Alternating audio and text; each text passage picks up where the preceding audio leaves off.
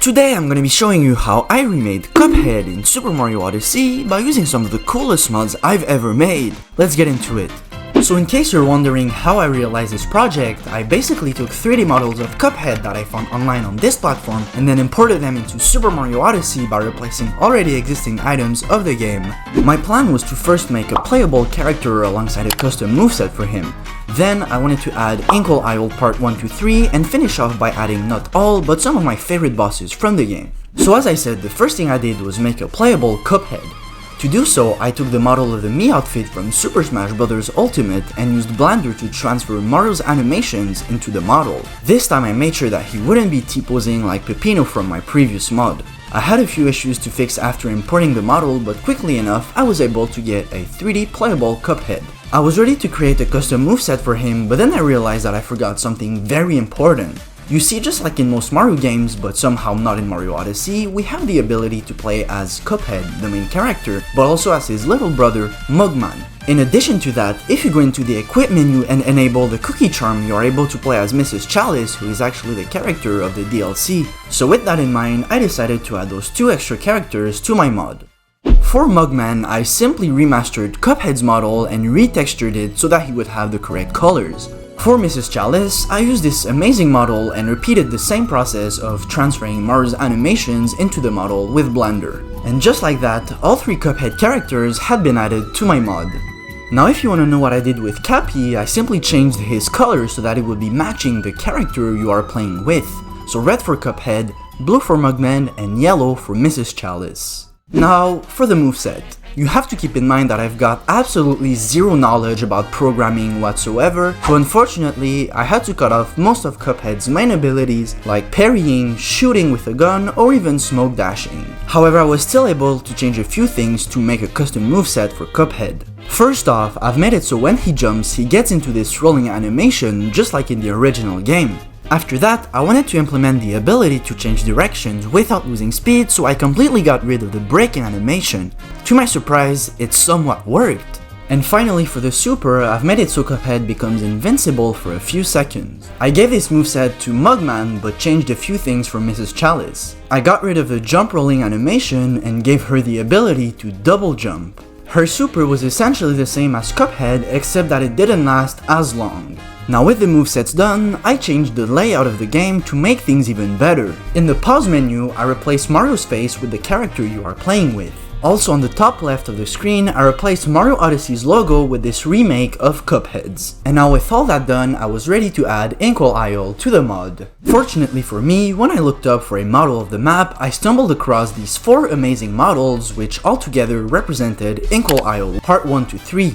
The importation of the models was all going well until I realized that they didn't have any textures, meaning I had to make them myself. And let me tell you that this was the most tedious and boring thing I had ever done in my entire life. I checked to see how many textures I had to place and I came up with a rough total of 375 across all 4 models combined.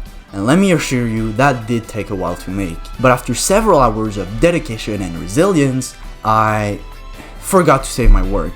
So you guessed it, I did it all over again, this time without acting like an idiot, and finally I had the whole Inkle Isle map working in my mod. Mario Odyssey actually couldn't handle all of the 4 models to be in the same stage, so I put part 1 and 2 together and part 3 in another level. To link everything up, I added an invisible pipe in the dice home from Isle 2. The map was looking a bit empty at first, so I decided to add a few things to make it look better. I began by adding an ocean wave underneath the ground of the map. Then I took this amazing model of the Elder Kettle, turned him into an NPC, and added him near the shop of every aisle. Speaking of NPCs, I placed a few of the Mario Odyssey ones all over the map. Unfortunately, I couldn't find any model of Cuphead's NPCs, so I was limited to only using Odyssey's ones. And also, when I visited the Elder Kettle, he had some really wise words to say. But anyways, I finished the map by placing a few coins here and there, and also some hidden moons placed in tricky places like behind these rocks in Inkle Isle 3 to give exploring the map some sort of purpose. Overall, I was super happy with how everything turned out, and I have to admit that moving around Inkle Isle in 3D just felt so special, especially when going into the casino cave. With all that done, I was ready to make what you have all been waiting for, the bosses. In total, I added 5 of them, all coming from the base game and not the DLC. The first boss that I made was Hilda Berg. I used the Mollusk Lancer rematch fight as the base because it's one of the few fights that take place in the air. I began my work by making a proper battle arena. I got rid of the clouds, rain, and all of the water effects that are normally in the boss.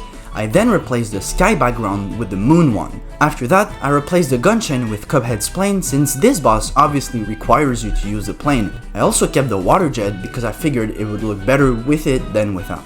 For the model of the boss, I decided to use the moon version of Hilda, hence why I used the night background.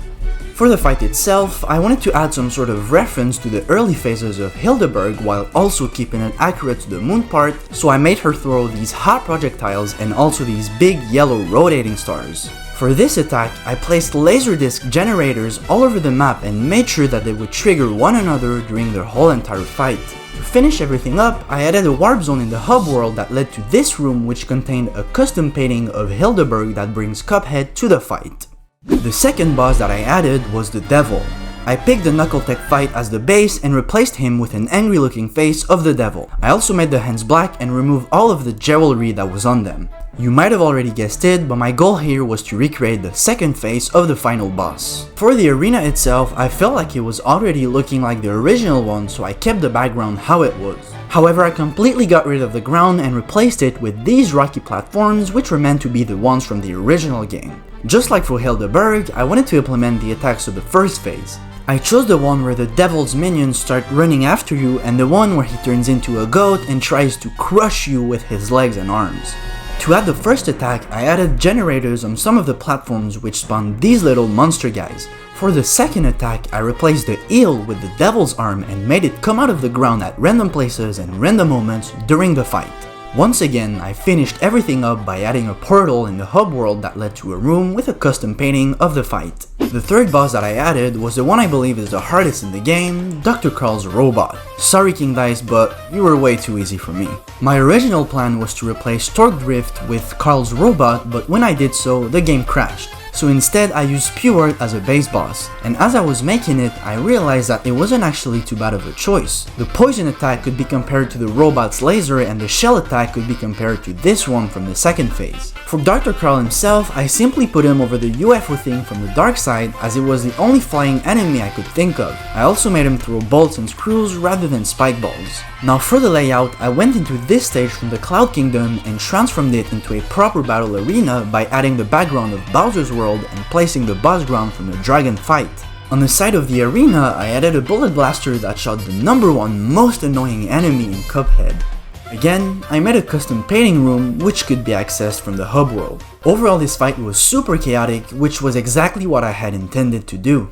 The fourth boss that I added was Baroness Von Bon Bon. I found this awesome model which had 3 of the mini bosses and the whipped cream machine. I used Topper as the base of the boss and replaced him with the candy machine guy. I also replaced Topper's hats with these clouds of candies which were surprisingly a lot harder to avoid than the caps, maybe due to the fact that their color was very pale. For the red Pac-Man looking guy, I used the Spiny because it's one of the very few enemies that cannot be captured by Cappy nor stomped on by Mario. For the yellow guy, who I don't know the name of, I used the Fuzzy as it allowed me to place him on tracks and replicate some of the patterns he follows in the actual fight.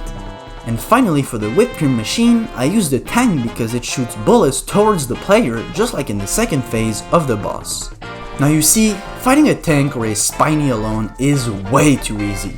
And Cuphead is a really hard game, so for that reason, I put all the enemies in the same arena as Topper to make the fight a lot harder than it normally is. And for the layout, I used this amazing model of a Candyland to recreate the sugary environment. The fifth and last boss that I added was Wally Warbles. I actually couldn't find any model of him online, so instead, I edited the model of the bird boss and retextured him so that his colors would match the blue bird. As for Hilda Berg, I added a plain model of Cuphead, except this time it replaced the lava bubble and not the gun chain. For the arena, I got rid of the cooking pot and added a sea of clouds underneath the soup. I felt like the background with the mountain was good enough, so I kept it like that. For the attacks, I made the bird shoot the tricolor eggs that Wally normally fires at you. To make the fight even more challenging, I added 2 extra spike balls in the arena and made them turn faster than usual. I also made the boss start directly on the third phase so that it would be harder to climb the lava that he spits out of his mouth.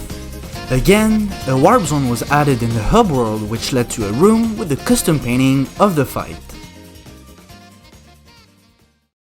So that was pretty much all I had to show you for today. In the future, I plan on adding more bosses to the mod like King Dice, the Root Pack, or even Cagny Nation. So if you want to see that, make sure to like this video and subscribe to the channel. Until then, stay safe and I'll see you in the next one. Bye!